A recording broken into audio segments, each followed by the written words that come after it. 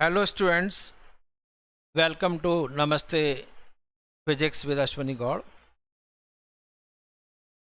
Last time मैंने conical pendulum और previous years questions कराए और उनको अपलोड भी कर लिया है बच्चे। आई होप आपने देख लिया होगा। आज मैं सोच रहा हूँ आज भी और कुछ क्वेश्चंस करा दूँ, प्रीवियस ईयर्स क्वेश्चंस, जिससे कि आपको ये चैप्टर कंफर्टेबल हो जाए। उसके बाद फिर आप बच्चे कमेंट्स में रखिए कि वर्क पावर एनर्जी में कराऊँ या फिर मैं वेक्टर्स करा दूं, लॉज ऑफ मोशन, है नी, एज यू विश। तो आप पोस्ट कर लेना, आज बता देना कि मैं कल कौन सा वीडियो लेक्चर रिकॉर्ड करूं। जो बच्चे आज ही ज्वाइन कर रहे हैं उनके लिए मैं फिर दोबारा बता देता हूं कि हमने प्लेलिस्ट बनाई है और प्लेलिस्ट का नाम लॉज ऑफ मोशन है। तो प्लेलिस्ट में आप सारे वीडियोस जो 15-16 हो चुके हैं उनको आप देख सकते हैं। बहुत डिटेल में मैंने लॉज ऑफ मोशन कराया है, तो इसलिए बनता है। बहुत दिन लगे हैं इसमें, तो 2 दिन तो हमें कम से कम क्वेश्चंस करने में लगाने चाहिए। ठीक है, तो चलते हैं क्वेश्चंस की तरफ। 30 क्वेश्चंस हमने ऑलमोस्ट वहाँ करा दिए थे। तो चलिए अब हम पीछे चलते हैं। सबको दिख रहा होगा आई थिंक। इसको मैंने काफ़ी ऐसे कर दिया है। देखो, a person holding A rifle, एक पर्सन के पास राइफल है। Mass of person and rifle together is 1000, मतलब 100 kg है। Stands on a smooth surface and fires 10 shots horizontally in 5 seconds। ठीक है। बुलेट का मास 10 ग्राम है, मजल स्पीड 800 है। तो मास बुलेट का बच्चे 10 ग्राम नेग्लिजिबल है in comparison to man of mass. ठीक है, तो उसमें से बुलेट निकल भी जाएगी, तो आप उसको ज़्यादा दिमाग मत लगाओ कि कितना कम हो जाएगा। इसके ऑप्शंस भी चेक कर लेंगे। तो एवरेज फोर्स कितना लग रहा है और final velocity acquired by the person. ठीक है, तो जल्दी से यहाँ पर जगह है हमारे पास सॉल्यूशन करने के लिए। तो इस तरह से हमने इसको किया है। चलिए बच्चे, अब देखो ये वाइट शीट मिल गई मुझे, इस पर मैं क्वेश्चन कर देता हूँ। तो वाइट शीट पर अब हम क्वेश्चन करें। तो मुझे बताइए कि मोमेंटम कंजर्वेशन से आप करना, कंजर्वेशन ऑफ मोमेंटम।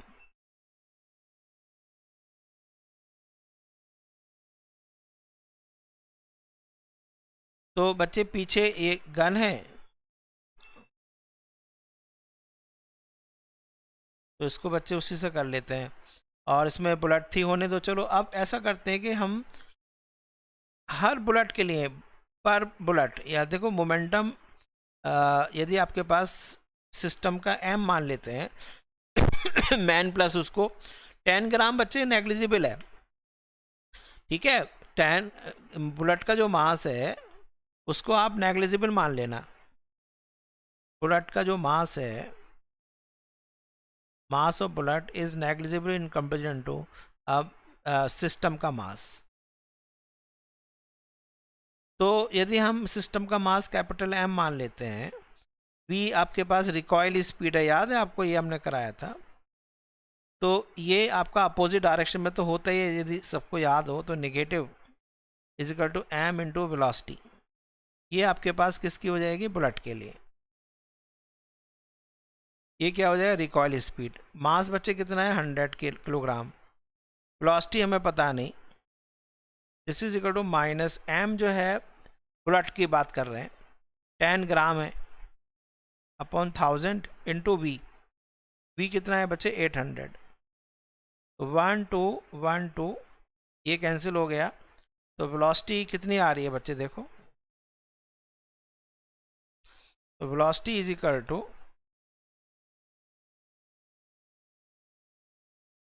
अब इसमें कितनी बुलेट जा रही है ज़रा ये तो देखो। टोटल बुलेट्स कितनी गई हैं, एक बुलेट से ये है तो कितनी बुलेट्स गई हैं, into N number of bullets भी कर लो, है नी, इंटू नंबर ऑफ बुलेट्स। तो ये आपके पास कितना आ गया, एन बुलेट्स कितने कितने बुलेट्स हैं, हाउ मेनी बुलेट्स, पीछे चलते हैं, 10 शॉट्स, क्योंकि वो तो एक बुलेट के लिए था ना, हमने जो क्वेश्चन कराया था वो एक बुलेट के लिए था, 10 बुलेट्स हमने फायर किए हैं, तो 10 से मल्टीप्लाई करना ही पड़ेगा, तो मल्टीप्लाई बाय एन, तो कितना आंसर आ रहा है, तो 100 से डिवाइड कर देना, तो माइनस के 8 इंटू 10, तो ये इससे कैंसिल हो जाएगा, तो आंसर इज माइनस के 0.8 मीटर पर सेकंड, तो माइनस के 0.8 मीटर पर सेकंड बच्चे एक ही ऑप्शन है, तो आपके पास एक ही ऑप्शन बी होगा। यदि आपसे फोर्स पूछ रहा है, अब फोर्स ऑन पर्सन निकालना हो, इजिकल टू आप निकालना बच्चे फोर्स ऑन बुलेट निकाल लो,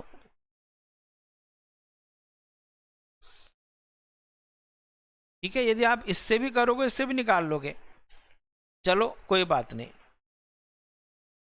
तो आप ऐसा करो फोर्स ऑन बुलेट निकाल लो, वो ज़्यादा बढ़िया रहेगा।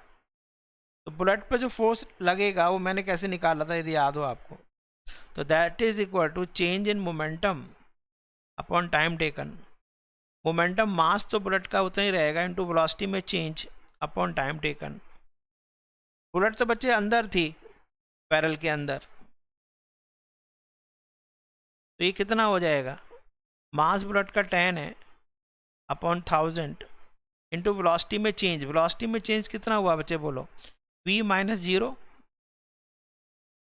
तो दिस इज इक्वल टू, यानी कि कितनी वेलोसिटी से बाहर आ रही है 800 से, 800 माइनस 0 अपॉन टाइम टेकन कितना हुआ, तो बच्चे देखो 10 बुलेट्स 5 सेकंड में है, 10 बुलेट्स 5 सेकंड में आ रही हैं,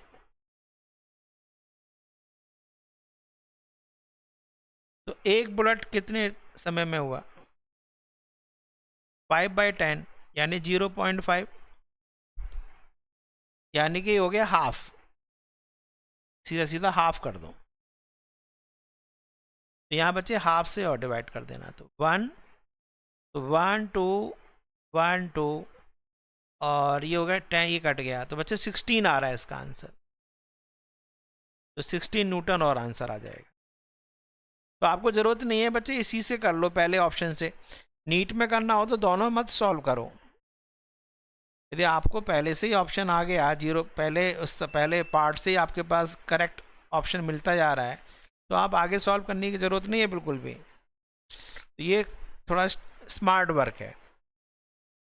तो कंजर्वेशन ऑफ मोमेंटम लगाया आपने, एक बुलेट नहीं बल्कि एन बुलेट्स फायर कर दिए आपने, ऐसे एन बुलेट्स निकाल दिए,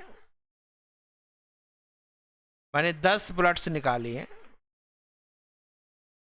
हर बुलेट से इसको मोमेंटम पीछे गेन हो रहा है, तो कितना मोमेंटम गेन हो जाएगा, 10 बुलेट्स, ये एन जो है नंबर ऑफ बुलेट्स से मल्टीप्लाई करना बाकी है।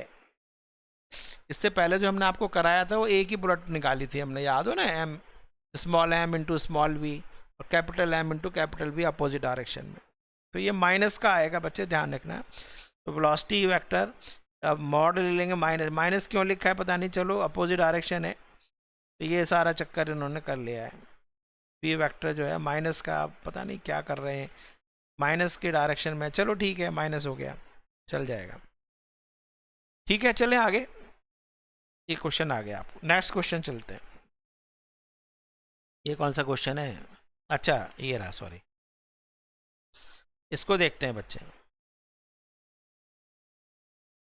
A car of mass 1000 kilogram negotiates a banked curve of radius 90 meter on a frictionless road.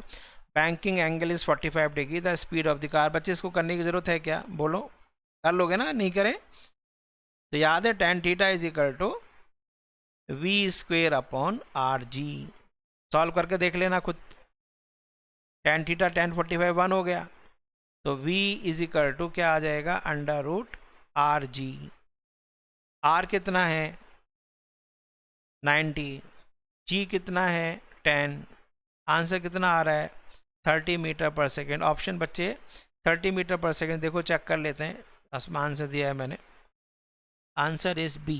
B क्या है? हाँ 30 मीटर पर सेकेंड, ठीक है, ठीक है, 30 मीटर पर सेकेंड हो गया। चलो next question.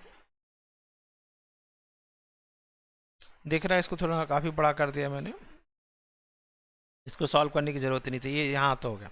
A car of mass m is moving on a level circular path of radius r. If mu s represents the static friction, road and tires of the car, the maximum speed of the car in circular motion. बिल्कुल बहुत आसान है, mu s r g याद है, solve भी मत करो, ये तो याद है, under root mu S R G. देखो म्यू एस आर जी कौन सा आंसर है, ये रहा। ये क्या सौ क्वेश्चन हुआ। नेक्स्ट चलते हैं, ये मैंने कल करा दिया था, ये मैंने कल कराया था क्वेश्चन। 100% मोमेंटम में इंक्रीमेंट, हाइट में इंक्रीज हो गया है। पहले 100 मीटर से गिराया था, फिर हमने 200 मीटर लिया था, याद है, under root P2 upon P1 minus 1 into 100। P जो था वो H पे डिपेंड करता है, तो under root H2 upon H1 minus 1 into 100। आ गया नहीं बच्चे, बोलो याद है, √2 माइनस 1 इंटू 100।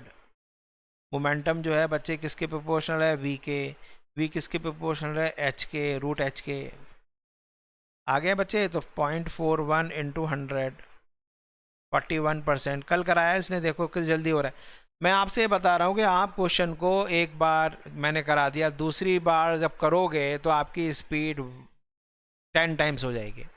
वहाँ मैंने आपको देखो 10 स्टेप्स कराए थे, तो यहाँ पर आपका एक स्टेप में आंसर आ रहा है कि मोमेंटम v पर डिपेंड करता है। ऊपर से जब नीचे गिर रहा है h अंडर रूट h आएगा, v square equal to 2gh, तो रूट h आ गया, बस काम खत्म। फाइनल पर इनिशियल माइनस 1 इंटू 100। वाह, ये स्पीड बढ़ रही है नहीं आपकी, स्पीड इंक्रीज हो गई आपकी। ये देखो question, a person of mass 6, इतना, एक मिनट बच्चे, ज़्यादा बड़ा हो गया, इतना बड़ा सही लग रहा है आपको, ठीक है, ठीक है, इसको 100% बढ़ा दिया है। चलते हैं question. A person of mass 60 kilogram is inside a lift of mass 940। 60 kilogram का वो है और लिफ्ट का मास 940 है, तो टोटल मास कितना हो गया, 940 प्लस 60, दैट इज 1000 kg हो गया। It presses the button on the control panel. The lift starts moving upward with acceleration इतने। The tension the supporting, बहुत आसान सा क्वेश्चन है, कुछ नहीं है। जैसे आपके पास यहाँ पूरा सिस्टम M दे रखा है, केबल इसको ऊपर उठा रही है T से, वेट इसका नीचे लग रहा है mg, एक्सेलेरेशन ऊपर A है, तो टेंशन जो नॉर्मल रिएक्शन जैसे हमने वहाँ बताया था, that is equal to M times G plus A। M कितना है बच्चे, 1000, G प्लस A कितना हो गया, 11। आंसर देखो बच्चे, 11,000 न्यूटन आ रहा होगा आंसर, 11,000 न्यूटन। एरा सी, आसान सा क्वेश्चन है, आपको क्लियर हो गया। T minus M G equal to M A, मैं दोबारा लिखाऊँ क्या इसको, T minus M G is equal to M into A, जैसे लिफ्ट का कराया था ना आपको, लिफ्ट में, एलिवेटर में रिएक्शन, तो वहाँ हमने कराया था N minus M G is equal to M A. सबको क्लियर हो गया। चलिए इसको भी थोड़ा बड़ा कर देते हैं। ये क्या क्वेश्चन था, पीछे देखें क्या, अच्छा ये रह गया क्वेश्चन। चलिए, a body of mass m hits normally a rigid wall with a velocity v and bounces back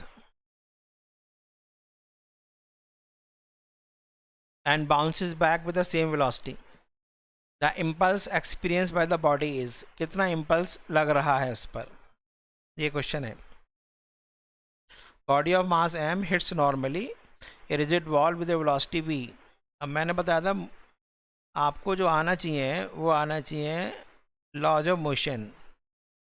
ये बॉल है, v स्पीड से जा रही है और लौट कर मैंने कराया आपको क्वेश्चन है, v स्पीड से वापस आ रही है, इसने v को कैपिटल V से डिनोट किया है, चलो हम भी उससे कर देते हैं। तो इम्पल्स जो मैंने बताया था, impulse is equal to change in momentum, momentum is equal to m into change in velocity. बच्चे आप बोलो, ये प्लस डायरेक्शन है, ये माइनस डायरेक्शन है, तो वेलोसिटी में चेंज क्या बताया था मैंने, final velocity minus initial velocity. Final velocity बच्चे माइनस एक्स की तरफ है, तो minus V I cap. Initial velocity plus X की तरफ है, यानी कि प्लस के वी आई कैप। वेलोसिटी में चेंज कितना आ गया, माइनस के 2vi। तो मैग्नीट्यूड ले लो, तो वेलोसिटी में चेंज आ जाएगा बच्चे 2v। वेलोसिटी में चेंज हो गया 2v, ठीक है। वेलोसिटी में चेंज 2v का हो गया, तो इसका मतलब इम्पल्स आपके पास क्या होगा, इम्पल्स आपके पास क्या होगा, इम्पल्स इज इक्वल टू, एक मिनट बच्चे, ये इम्पल्स, तो impulse j is equal to m into v में चेंज 2v, तो 2mv आ रहा है impulse. Impulse the change in momentum only, तो 2mv देखो आंसर है, कोई आंसर 2mv,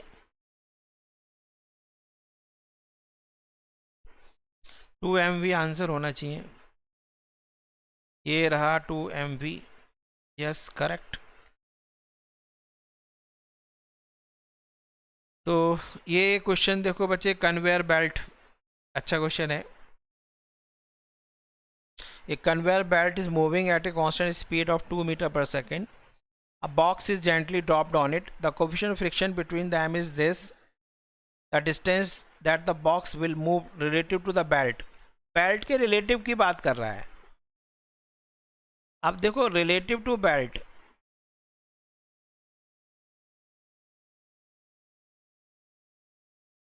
इसका मतलब बेल्ट को हम मान रहे हैं ऑब्जर्वर, कर लें ऑब्जर्वर। चलिए, तो ये बच्चे है हमारे पास एक कन्वेयर बेल्ट, ये बेल्ट जा रही है बच्चे ऐसे विद रिस्पेक्ट टू ये वाला, ये जो आपके पास ऑब्जर्वर है, ये जो ऑब्जर्वर यहाँ पर खड़ा है, इसके हिसाब से ये बेल्ट इधर v से जा रही है, कितने से, 2 मीटर पर सेकेंड से। अब आपने बॉक्स को जो रखा था रिलेटिव टू ऑब्जर्वर, इसके रिलेटिवली तो रेस्ट में था। अब हमें करना है क्या है, रिलेटिव टू, अब इसको बेल्ट को रिलेट मानना है ऑब्जर्वर, तो विद रिस्पेक्ट टू बेल्ट बच्चे, बेल्ट के विद रिस्पेक्ट टू, तो velocity of box with respect to belt is equal to क्या होगा बच्चे, velocity of box minus velocity of belt. तो ये बच्चे वेक्टर होता है वैसे देखा जाए, ठीक है। तो ये चलो ऐसा करते हैं, एक डायरेक्शन प्लस ले लेते हैं, एक डायरेक्शन माइनस ले लेते हैं, तो वेक्टर हटा देते हैं। चलो, तो रिलेटिव वेलोसिटी कितनी आ जाएगी, V relative is equal to box की तो 0 थी, ये किसके विद रिस्पेक्ट टू है सारा, ये विद रिस्पेक्ट टू इस ऑब्जर्वर के विद रिस्पेक्ट टू, ये सब कुछ विद रिस्पेक्ट टू ग्राउंड चल रहा है, minus velocity of belt, velocity of belt बच्चे प्लस के 2 मीटर पर सेकेंड है, तो ये आंसर आ गया माइनस के 2 मीटर पर सेकेंड। यानी जैसे ही आपने जैसे बॉक्स को बेल्ट के ऊपर रखा, तो बेल्ट ये कहेगा कि यदि मैं रुका हुआ हूँ तो बॉक्स पीछे जा रहा है, असली में क्या है, बॉक्स रुका हुआ है और बेल्ट आगे जा रही है। ऑब्जर्वर को ऐसे लग रहा है कि बेल्ट आगे जा रही है, बॉक्स रुका हुआ है, लेकिन बेल्ट को ऐसे लग रहा है कि मैं रुका हुआ हूं तो ये अपोजिट जा रही है। सही है नहीं, करेक्ट है नहीं, मुझे बताओ, एक कार रुकी हुई है और आप उस कार से बाइक से आगे निकल गए, तो क्या लगा आपको, जो ऑब्जर्वर है ग्राउंड पे वो कहेगा कि कार रुकी हुई है और आप आगे निकल गए, लेकिन आप क्या कह रहे हैं, आप ये कह रहे हैं कि जो कार रुकी हुई है वो आपके विद रिस्पेक्ट टू पीछे चली गई। आप आगे गए, वो कार पीछे चली गई। बात सही है नहीं, बोलो, समझ में आया सबको? रिलेटिव कंसेप्ट अलग है भैया, रिलेटिव, सारी सिचुएशन रिलेटिव ही है मैकेनिक्स में। तो यदि हमने बॉक्स को रेस्ट में मान लिया है,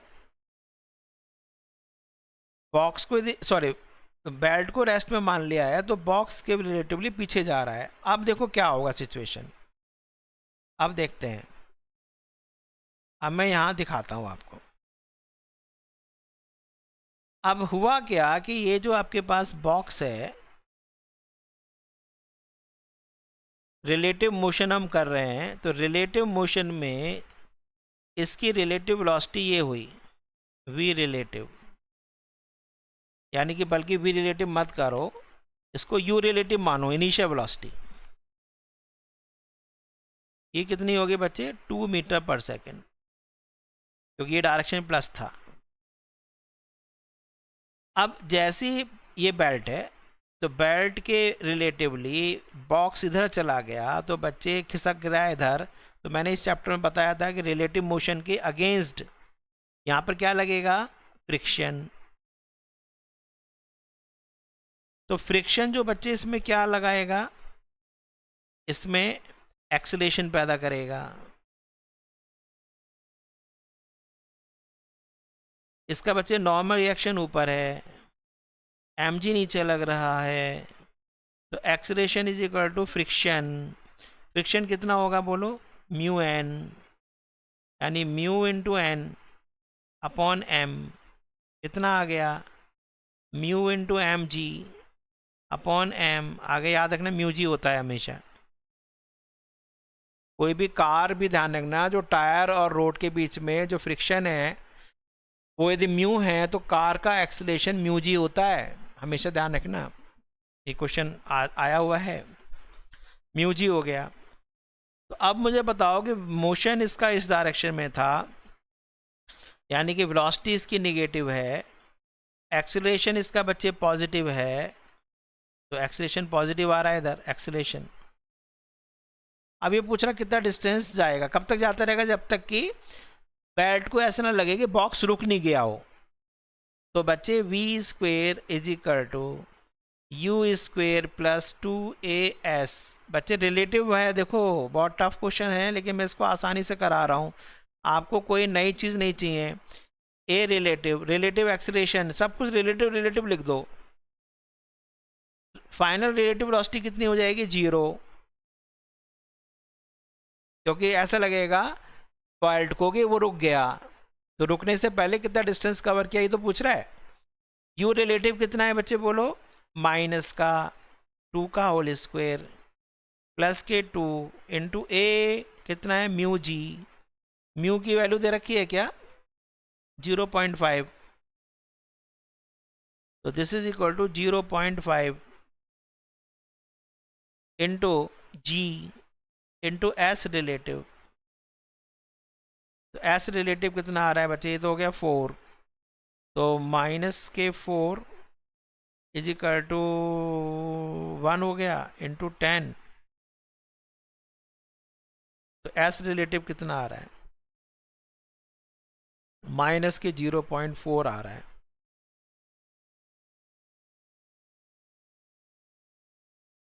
तो ये आंसर आ रहा है। अच्छा क्वेश्चन था, देख लो एक बार कैसे किया मैंने, एक बार चेक कर लो आप। 1.4 साइज है, ठीक है बच्चे, ओरिजिनल साइज तो यही है, ये ओरिजिनल साइज था। हाँ, क्योंकि वो एक्चुअली बड़े पर लिखा था ना, इसलिए चलो वो छोटा दिख रहा होगा आपको, ये ठीक है। आगे सबको समझ में?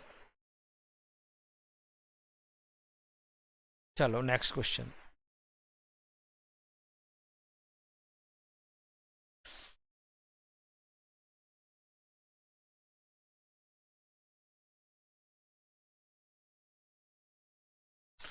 इस क्वेश्चन को देखो बच्चे। A block of mass m is in contact with cart C as shown in the figure. The coefficient of static friction between the block, और बड़ा कर दिया मैंने, the acceleration alpha of the card that will prevent the block from falling. अच्छा, अब अब देखो इसको आप एक्सीलेटेड फ्रेम ऑफ रेफरेंस में करो तो कितना आसानी से हो जाएगा, देखना। एक्सीलरेटेड फ्रेम ऑफ रेफरेंस कर लो,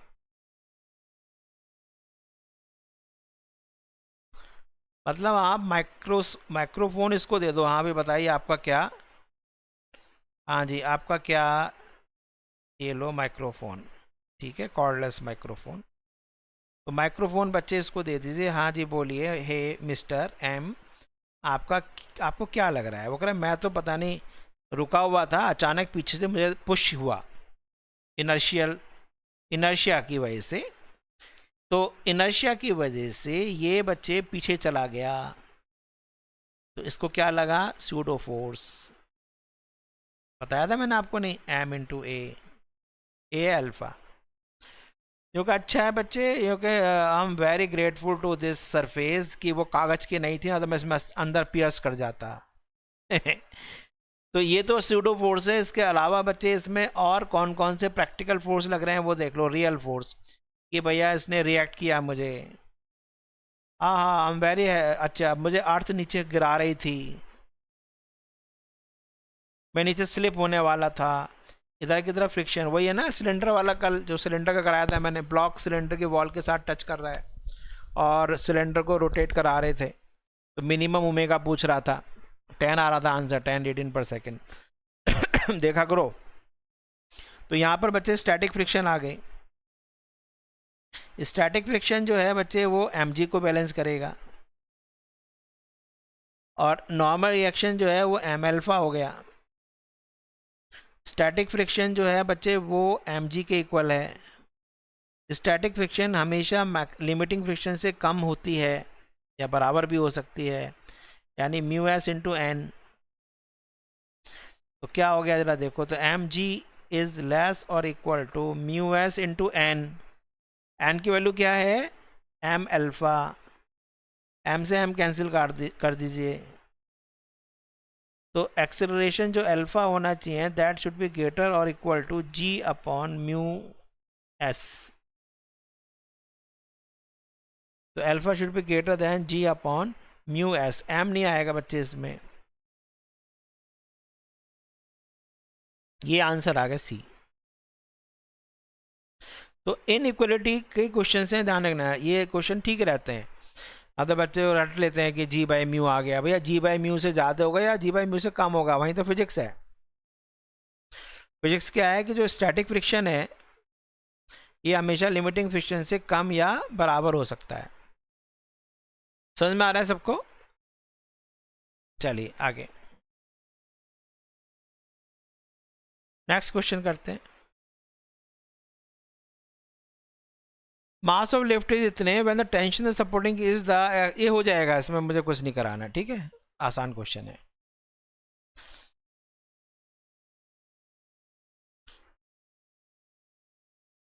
ए body under the action of force this acquires an acceleration इतने, the mass of the body is, क्या कह रहा है, F is equal to M A.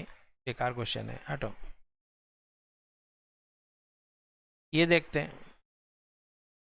Roller coaster is design such the rider experiences weightlessness. वैसे चलो next chapter में है ये, वर्टिकल सर्कल में, लेकिन चलो यहाँ दे दिया है इसने।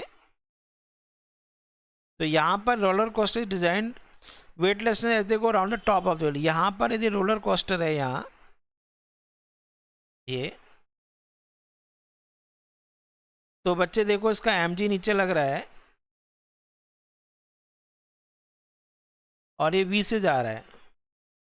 तो एम जी क्या है बच्चे? सेंटीपिटल का रोल प्ले कर रहा है। तो सेंटीपिटल हो गया एम जी, और एम जी कितना होता है बोलो? M V square by R. Centripetal, M से एम कैंसिल हो गया, तो v is equal to under root R G. R की वैल्यू कितनी है? 20, जी की वैल्यू 10 है, तो ये हो गया बच्चे 10√2, दैट इज 40, एक मिनट, हाँ, तो 14.14 मीटर पर सेकेंड। 1.41 है ना, तो 14 पॉइंट, हाँ ठीक है 14.1, यानी 14 और 15 के बीच में आंसर होगा, इतना रख सकता है। तो 14 से तो ज़्यादा रखेगा और 15 के बीच में रखेगा।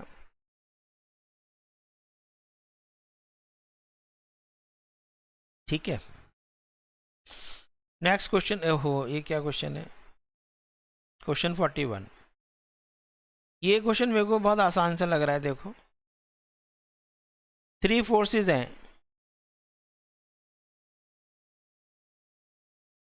3 forces are 3 forces are acting on a body shown in the figure that to have the resultant force only along the y direction। हमारे पास y डायरेक्शन पे रिजल्टेंट फोर्स चाहिए, ओनली यहाँ।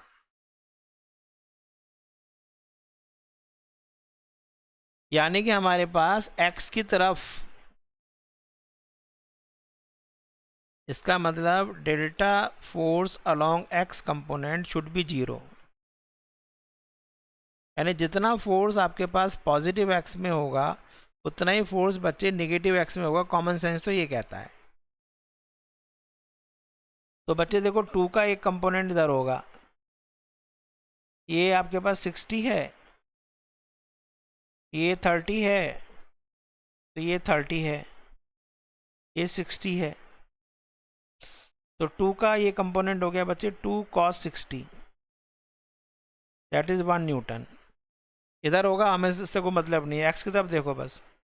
4 का बच्चे एक ये कंपोनेंट हो गया, ये भी 60 है, ये हो गया 4 cos 60।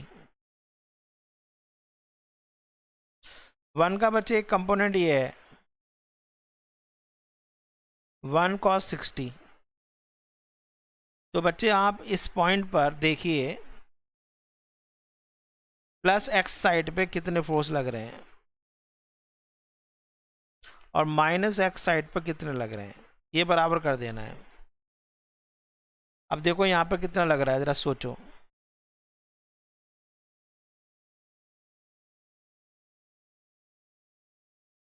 प्लस एक्स साइड पर और माइनस एक्स साइड पर। प्लस एक्स साइड पर हमारे पास एक तो बच्चे आ रहा है 1 न्यूटन, एक आ रहा है हमारे पास, मतलब 2 cos 60, एक आ रहा है 1 cos 60। 1 cos 60 हो गया हाफ, एक हो रहा है हाफ।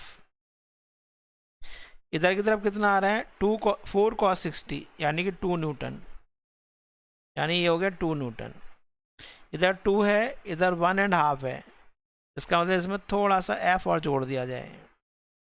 तो बच्चे f plus 1 plus half is equal to 2।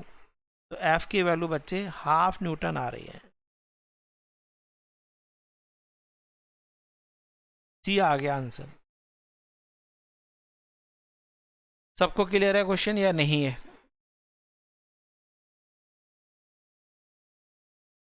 ठीक है, देखते हैं इस क्वेश्चन को क्या है। Sand is being dropped on conveyor belt at the rate of m kilogram, ये मैंने करा दिया आपको, कराया था ना। The force necessary to keep the belt moving, बताया था मैंने, F is equal to velocity into dm/dt। dm/dt m दे रखा है, तो ये बचे v इंटू एम, आंसर। आसान है, मैंने आपके नोट्स में सीधे आपने कर रखा है। एक मिनट से पीछे देखो। A block B is pushed momentarily along a horizontal surface with an initial velocity v. If mu is the coefficient of sliding friction, the block B will come to rest after a time। तो बच्चे चलो कर सकते हैं कि आपने इसको v speed से इधर पुश किया, एकदम इसमें पीछे रिटार्डेशन आया,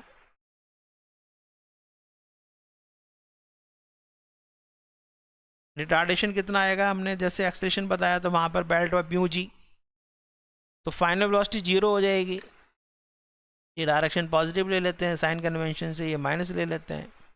तो बच्चे इनिशियल वेलोसिटी आपके पास प्लस के v है, फाइनल वेलोसिटी 0 हो जाएगी, एक्सेलरेशन माइनस का है, न्यूटन इक्वेशन लगा दोगे या नहीं, v is equal to U plus A T, आसान क्वेश्चन है। यानी 0 is equal to v minus mu G into T, तो t कितना आ रहा होगा, v अपॉन म्यू जी। सही है सबका आंसर, देखो ज़रा, v अपॉन म्यू जी है आंसर, यस करेक्ट है। अब ये इस क्वेश्चन को देखते हैं।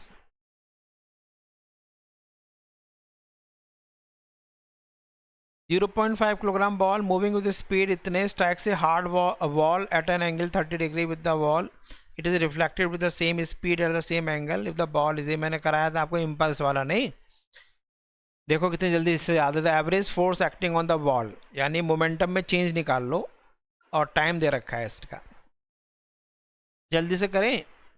देखो कितनी जल्दी करते हो आप, क्योंकि हम कर चुके हैं ये क्वेश्चन, कितनी जल्दी कर पाते हैं आप देखते हैं। ये बच्चे नॉर्मल ले लेते हैं, बॉल बच्चे आ रही है,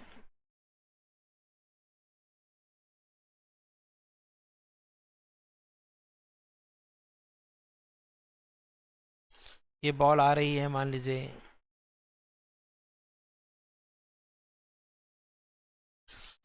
ठीक है 12 मीटर पर सेकंड से आ रही है, और 12 मीटर पर सेकंड से जा रही है। अब वॉल किससे एंगल बना रहा है, यहाँ बस फंसेंगे आप, 30 डिग्री विद द वॉल, यहाँ से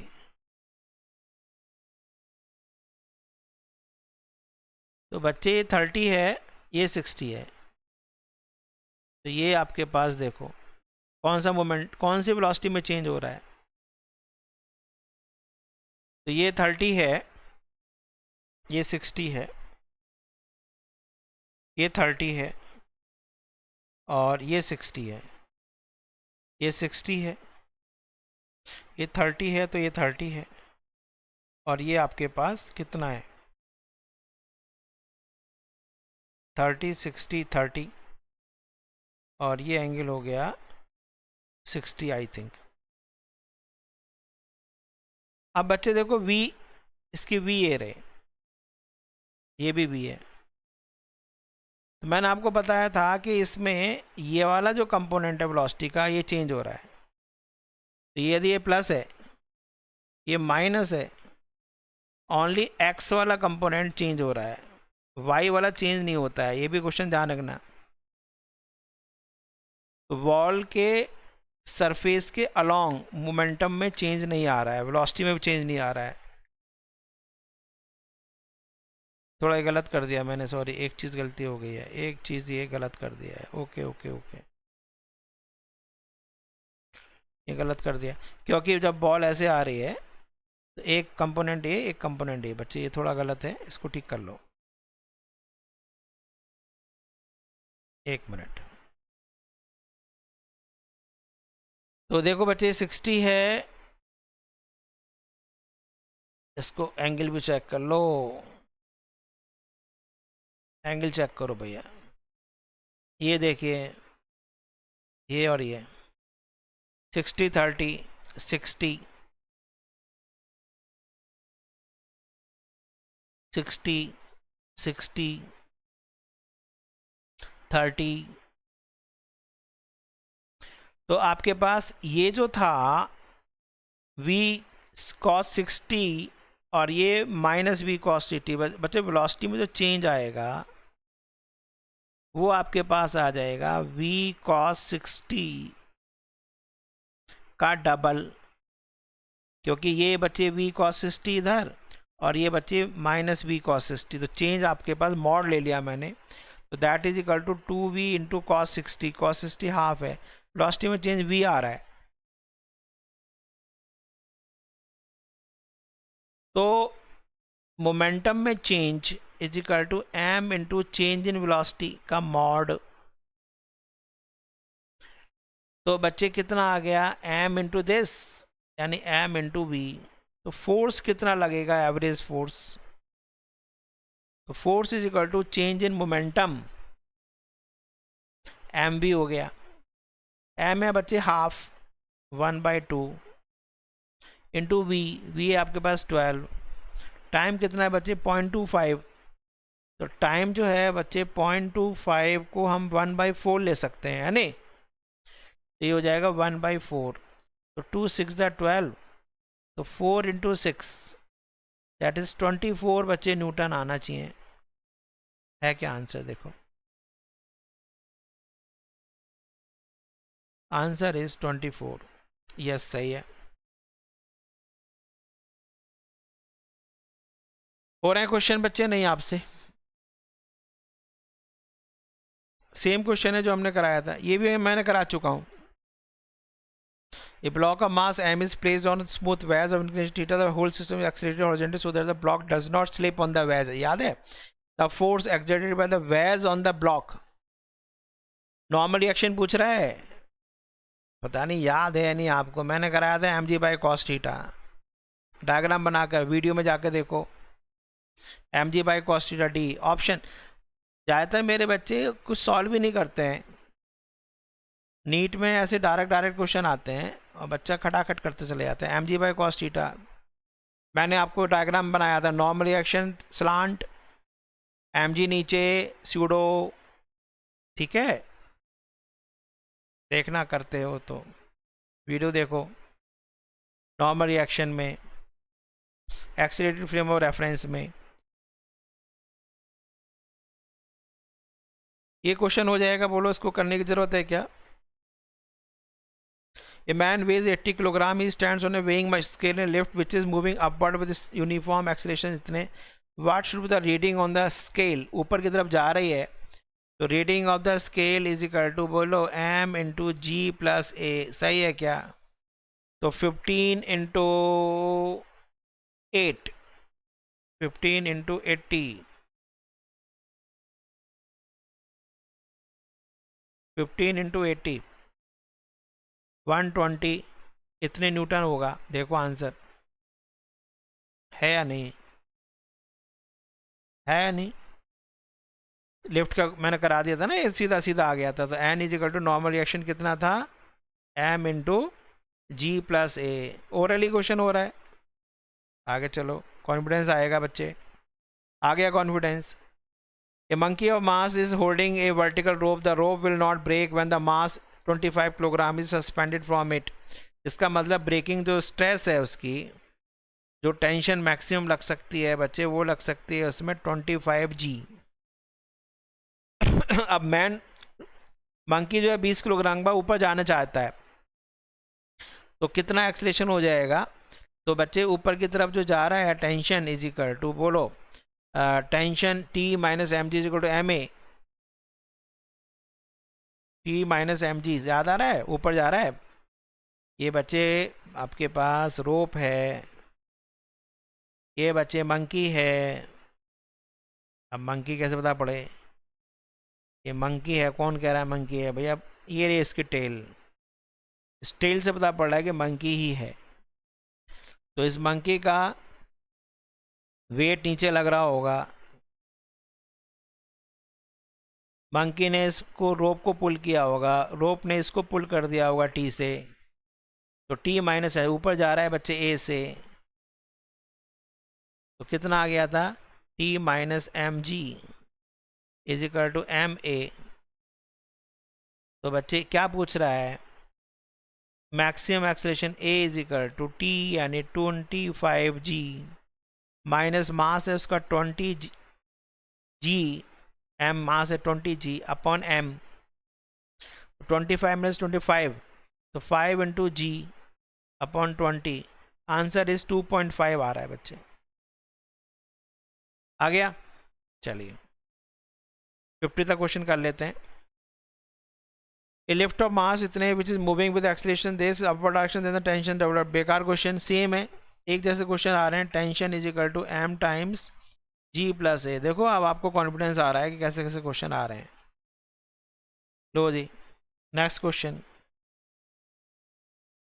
250 Newton force is required to raise 75 kilogram mass from a pulley if the rope is pull 12 meter then the load is lifted इतने। ये सबसे अच्छा क्वेश्चन आया अब तक का, ये ऐसा क्वेश्चन नहीं पढ़ा आपने, ये क्वेश्चन नहीं करा है। अब एफिशिएंसी जो होती है उसका एक नियम है बस, एफिशिएंसी होती है बच्चे output upon input into 100। Output power ले लेते हैं या आउटपुट एनर्जी ले लेते हैं अपॉन इनपुट एनर्जी ले लेते हैं। अब बच्चे आउटपुट क्या करना है आपको, बोलो किसको उठा रहे हो, 75 किलोग्राम मैन मास को उठा रहे हो, कितना उठाया उसको 3 मीटर, तो कितना वर्क डन किया 75 इंटू जी इंटू 3, ये तो हो गया आउटपुट। कौन लगा रहा है इनपुट, 250 लगा रहे हो, तो 250 ने कितना वर्क किया, अभी एक्चुअली नेक्स्ट चैप्टर का है वर्क डन। चलो 12 मीटर आप किसका है इंटू 100, चलो मैंने करा दिया ये भी। तो ये बच्चे हो गया 25 से काट देते हैं, 25 4 जा 4 3 जा 12, 3 से 3 कट गया, तो आंसर बच्चे 75% होगा। पता नहीं और कैसे कैसे लोग कर रहे होंगे सॉल्यूशन। आसान तरीका, एफिशिएंसी का सिंपल तरीका, आउटपुट एनर्जी या output power upon input energy या इनपुट पावर। आउटपुट क्या, लोड को उठाना, इनपुट माने आप फोर्स लगा रहे हो, तो इस आगे जो हम उसमें बताएंगे इसको मैकेनिकल एडवांटेज भी होता है। जैसे उसके लीवर सिस्टम में था, लीवर सिस्टम में मैकेनिकल एडवांटेज भी होता है, लोड अपॉन एफर्ट। तो यहाँ भी लोड जो लगा रहे हो बच्चे कितना है 75 किलोग्राम का, एफर्ट 250 है। यदि आपसे इसी क्वेश्चन में पूछता मैकेनिकल एडवांटेज, चलो मैं एक नया क्वेश्चन करा दूं, यदि आपको इस सिचुएशन में मैकेनिकल एडवांटेज पूछता, तो ये होता है बच्चे मैकेनिकल एडवांटेज होता है लोड अपॉन एफर्ट। तो ये हो जाता है लोड आप लगा रहे हो कितना 750 kg का 750, एफर्ट लगा रहे हो 250 का, तो बच्चे मैकेनिकल एडवांटेज MA ये 3 का है। समझ में आया थोड़ा सा, ये नई चीज़ आपको, ये अभी रोटेशन चैप्टर में मैकेनिकल एडवांटेज लीवर सिस्टम में है, लेकिन हर जगह मैकेनिकल एडवांटेज होता है। आया बच्चे समझ में? तो आप बोलो आपको कैसा फील हो रहा है, क्या आपको ये ऐसा लगा कि हम क्वेश्चन सारे कर पाएंगे? अब 51 तक क्वेश्चन कर लिया, हम 50 तक सोच रहे थे। ठीक है, तो अब आई थिंक कंफर्टेबल फील कर रहे हैं आप। आज कमेंट्स में डालना कि मैं नेक्स्ट कौन सा चैप्टर शुरू करूं, वर्क पावर एनर्जी शुरू करेंगे तो उसमें पहले डॉट प्रोडक्ट करा देंगे, और मुझे लग रहा है कि डॉट प्रोडक्ट और क्रॉस प्रोडक्ट दोनों एक साथ करा दें, क्योंकि वो ज़्यादा बेटर रहेगा, डॉट एंड क्रॉस। और उसके बाद फिर वर्क एनर्जी थ्योरम से क्वेश्चंस करेंगे, आसान हो जाते हैं क्वेश्चंस।